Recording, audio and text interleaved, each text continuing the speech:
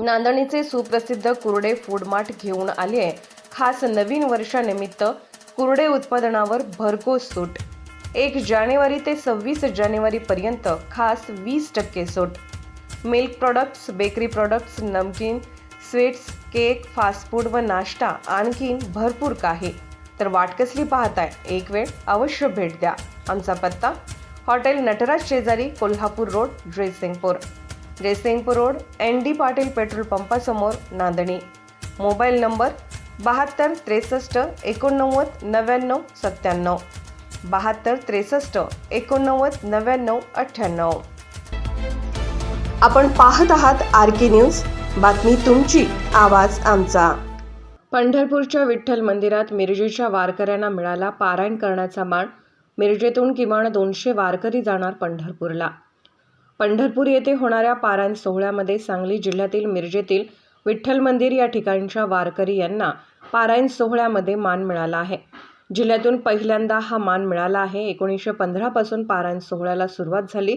मिरजेतील प्रभाग क्रमांक 20 मधील पवार गल्ली येथे जे श्री विठ्ठल मंदिर आहे त्या विठ्ठल मंदिरात असणाऱ्या 200 वारकऱ्यांना हा मान मिळाला आहे।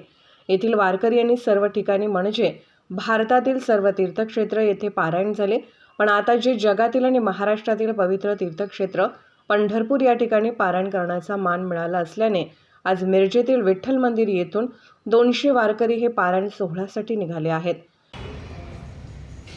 1915 नंतर आपल्या मंदिरात पारायण सोहळ्याची जी परंपरा सुरू झाली, बाहेर पवित्र तीर्थाच्या ठिकाणी पहिलं पारायण आपलं नाशिकला झालं, त्यानंतर कौंडिण्यपूरला झालं आणि त्यानंतर 4 धामचा पंढरपूर आपल्या भगवंताजवळ संकल्प केला। 4 धाम रंगनाथ, जगन्नाथ, द्वारकानाथ, बद्रीनाथ परिपूर्ण पारायण सोहळा झाला।